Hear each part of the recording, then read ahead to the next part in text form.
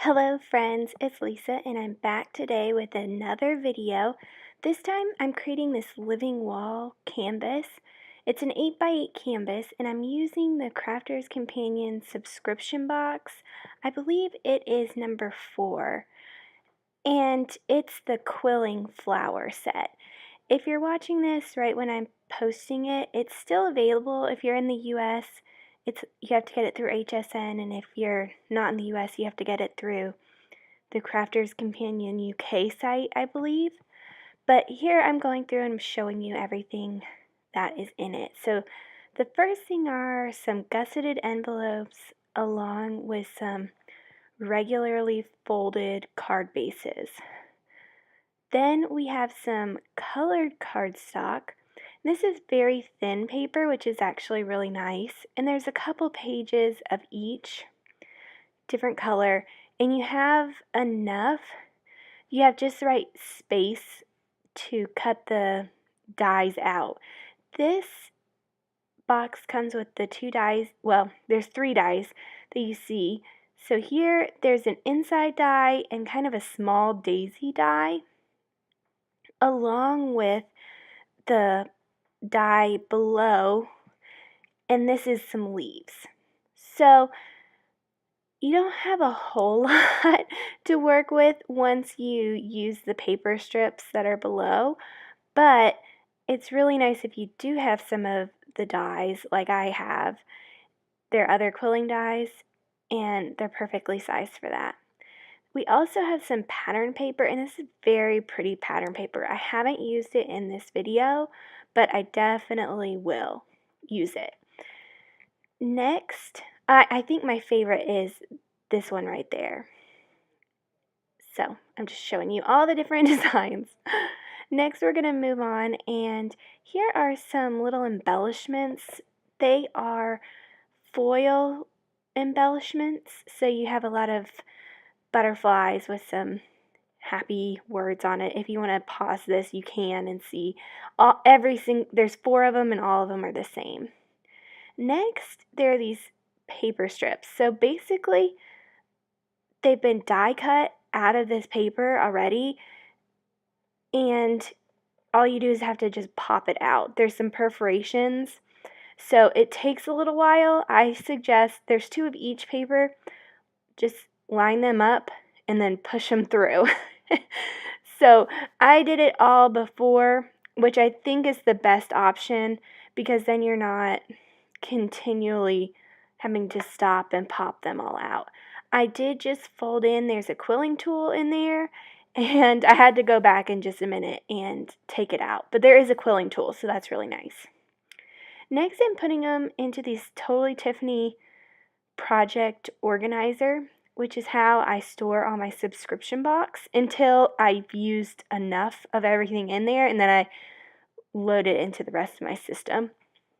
But you can see there's one big back pocket, there's a pocket in between the front and back pages, and then there's 3 front pockets. So there is a space for everything, including all the pattern paper and those embellishments.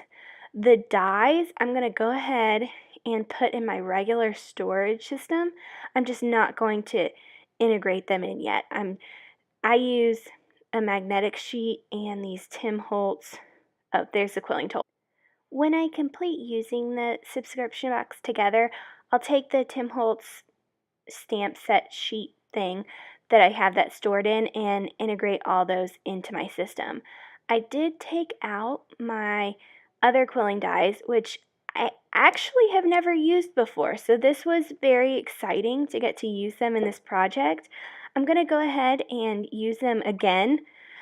I'm going to use this whole subscription box again, except for making my own pieces of paper. On this, I didn't. I used the strips I showed you, and I did cut some of these dies out on the long strips that I showed you as well. So we'll get to that. Sorry if that was a little confusing. So I have 3 different die sets, quilling die sets, and then there was just a new HSN Craft Day, so I had already done this and I liked these flowers so much I bought the other 3 sets that I was missing, so I'm excited to get those. Next, I'm taking out all the sheets, and you'll see here I start pushing them out. Like I said before, if you have this exact box, just line the 2 papers up and push them from behind. This is the very beginning.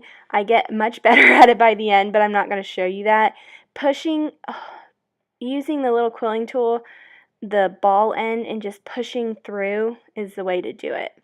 I'm going to show you this just once because it's kind of boring for you to watch. It's very calming to do. I would definitely suggest it if you need something calming to do, and it takes a little bit of time, but it's just very soothing. I definitely plan to do this in front of the TV because I want to make some more really cool things, and I can just watch TV and quill. So here I've slipped the little piece of paper in between the 2 little slits at the top of the quilling tool, and I'm just pulling it around. It's really as simple as that. When it gets to the end, what I found is you want to grab just a tiny dot of hot glue. You can use strips of adhesive,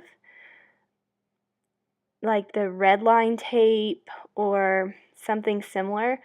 It seems to me like it wastes a whole lot of tape.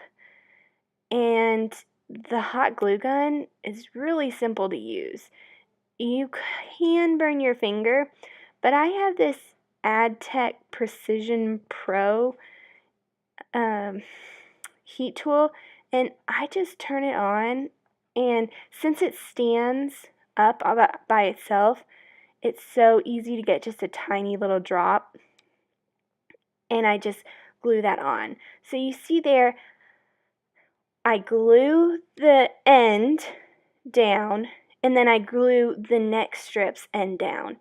That's 2 different processes. At the beginning, I'd started doing it as just one, but after a couple, I realized you really needed to make sure everything was stuck down before adding the next one. So that's what I did here. One thing I found, every once in a while, I get it where as I was wrapping around, well, that one just broke, but sometimes I would find that the little petals just lined up. So rather than going around and making a pretty flower, it just looked kind of weird, like there was petal behind petal behind petal. So when that happened, I would unwrap it and then cut a little bit of the strip, move it so that the petals would not line up so much. And that worked out really well. It's super easy. So, one thing you're going to want to remember when you're doing the quilling, you want a center die cut. So, a lot of times that's just that plain strip. You can also use some of the really thin flowers. The bigger the flower petal, the further out you want it, because if you don't have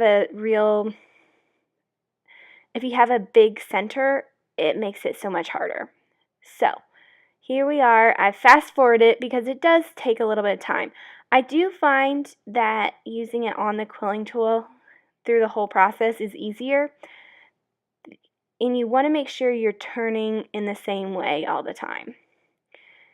Next, I'm putting a bunch of the hot glue on the bottom. This helps so much. I'm using the Tim Holtz Tonic Studio glass mat, so when I stick it down, once it cools down a little bit, I can just peel that up, but that has a flat base then to do the final part of this project.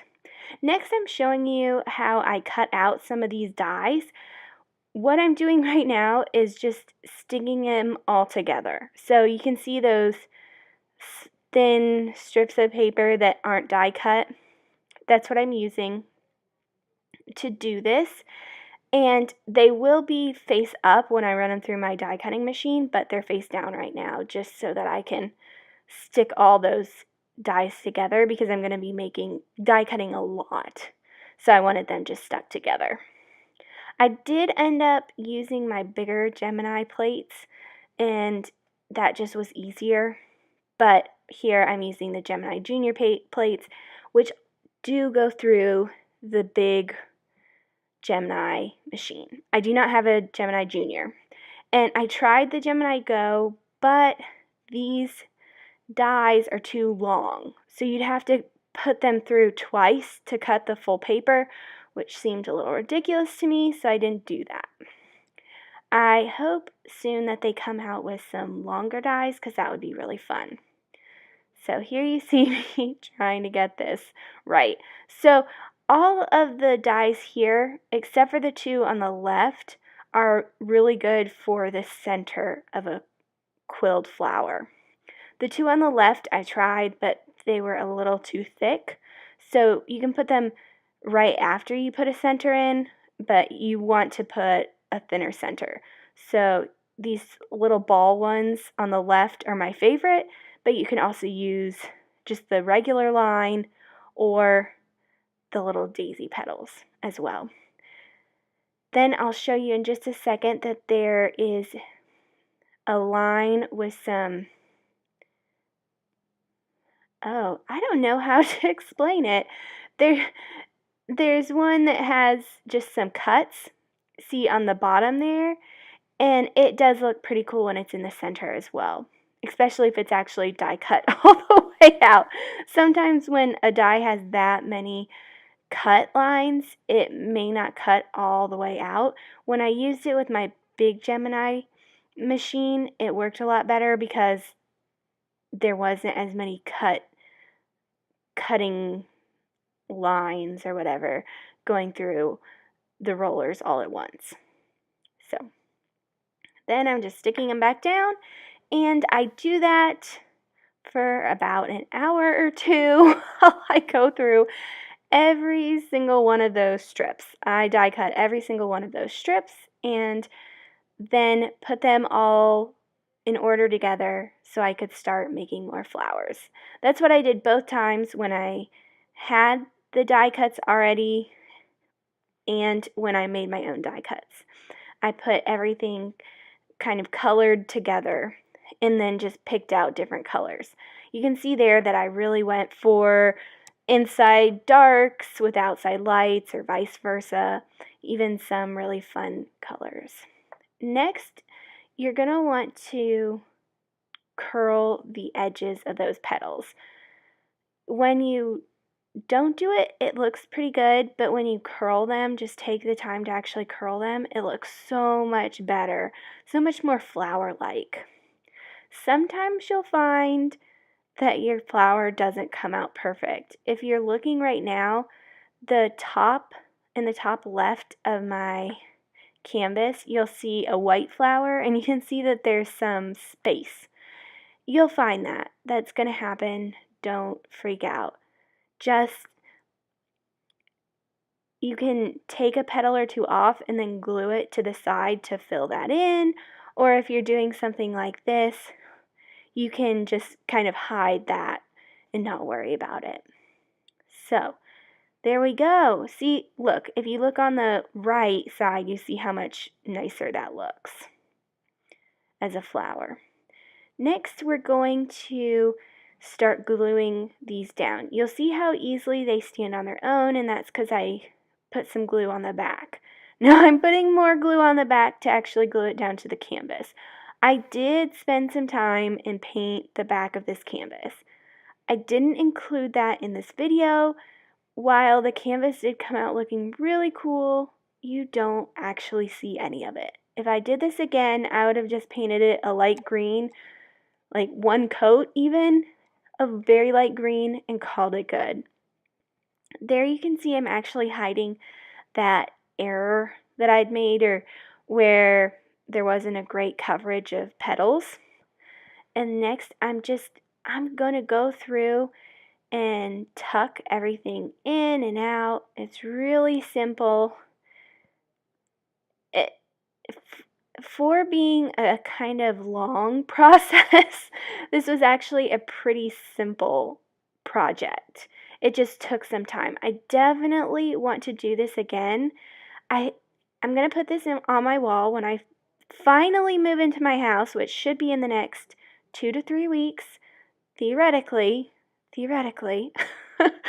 But it's kind of springy, and right now for me, it is fall. So, while it will be up in my craft room wall, I think I want to make some more seasonal decorations. So I'm going to try and think this purple flower, the dye for it looks kind of poinsettia-y to me. So maybe I could do something cool with that. I'll work on it and let you guys know, but definitely want to do a much bigger one of these, like living wall pictures for the spring so I can hang it up. It turned out really cool. It does take some time. This is not one of those super short projects.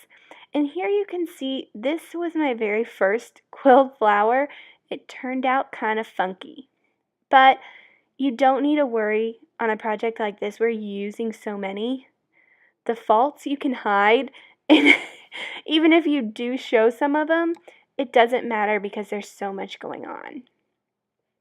So I had them all laid out, and you can see I kind of moved them away so I had space to actually glue everything down, but it's simple and easy and doesn't have to be perfect. One thing I did try and do is not put too many of the same colors right next to each other, so I didn't group all of the red flowers and all of the yellow flowers. That if you had a design going where that would look good, then you could definitely do it. But if you want something to have more of an overall feel, a wholesome overall feel, then you definitely want to stagger the colors. And having 3 of things is really good, especially kind of things that really stand out. So you'll see that I end up having about 3 red flowers, and the red flower does stand out a little bit more than some of the others just because of the tone of it. A lot of the other tones are more pastel light, and the red is more dark. So, one thing I would note is you want to be careful when you mix different inside and outside dyes because it may look a little strange. You can do it, but putting some of the rose flowers on the inside of that kind of triangle flower on the left purple flower can look kind of weird. So just think about it. But that pink flower that I'm fiddling with, I do have some daisy center to that, and I think that looks fun. So definitely hold up the strips you're going to use together before you actually glue them together. Here's another messed up flower that I just glued down, and I hide it. So just don't worry. Do have a few extra flowers. I have a few extra. Haven't decided exactly what to do with them, but I have a few extra. Maybe I'll make a card or 2 with them. Although the hard part about these quilling flowers for cards is that they're so big. You definitely have to hand deliver these unless you want to pay a fortune in shipping, which I really don't. It's money that could be used elsewhere, so I don't think I'll put too many of these on cards, but they're definitely fun for decoration. So I definitely will be using them again, and that's why I went ahead and bought some more of the dies because I had such a fun time using them on this project. Like I said, I'm really hoping that the Gemini Go comes out with long plates so I can just bring that up to my TV room and cut those out while I watch TV and quill to my little heart's content. So next what I'm going to do is start gluing down some greenery. One, because it definitely doesn't feel real. I mean, obviously it's paper flowers, but it doesn't feel as like more realistic until you put some greenery in. And 2, the greenery kind of hides the background. It fills it out more, and that's what we're wanting from a living wall kind of look, right? You don't really want to see the background. So just as I mentioned at the beginning of this video, it is an 8x8 canvas, a very cheap one I got from Michael's. Easy. This does not need to be the most expensive canvas in the world. You could definitely do this on some paper or even chipboard and you'd be fine. I did lean it up against, I believe, the Distress Collage medium, which I don't actually use, but I just leaned it up so that I could kind of see where. Now, while I'm putting the greenery in, which you can see is super easy, just tucking it in with some glue and putting it back there, I'll give you a quick update on kind of life stuff. I'm still working on my organization project, but it's almost done. I haven't been working as hard because my work has been going a little crazy, and dealing with a house renovation is a nightmare. Honestly, that will literally never happen again because I'm going to buy me a house that's already done. I don't have to worry about it, which I did in the first place, but I will not be home renovating again because it's literally like my new nightmare is having to deal with all this kind of stuff. I will have a super amazing home at the end, but was it worth it? I just don't know. Maybe I'll just never move and never have to deal with it again. I will definitely show you guys how awesome it's looking. It does look amazing. Supposedly, as of the time I'm speaking this into the computer, voicing over this video, they are supposed to be done tomorrow. Completely, fully done. But we'll see, because they've said that before. Now, all I'm waiting on is my appliances, which have just been a pain, but I'm really excited about the ones that I got. So hopefully I'll get those soon, get them installed, pass inspections, and move into my house. That's all that's left. Whew, I can do this, guys. My goodness, it's just one of those things that never ends. It's been 13 months, over 13 months now, so pretty excited to get back into my house. It's funny, my brother-in-law just got a new opportunity at work where he's going to be gone for 4 days a week for 4 months, and it's right when I'm moving out. My poor sister is going to be here with her daughter, not have any help. But to be fair, I live 5 minutes away, so it's not like I won't be helping out. It's just I've lived with her for 13 months, and now her husband starts this new thing. So anyway, that is it. It's a really simple project. It's very high impact when you see it. I have some photos in just a second, but it's actually really simple to do, just takes time. That's for sure. This is not a quick project. I cut out a ton of video and I didn't even video the whole project. So this is definitely one of those therapeutic things, like adult coloring or whatever. I'm working on another way to use these quilling dies, so stay tuned. Go ahead and subscribe if you haven't done that, and have a wonderful day, guys. Thanks!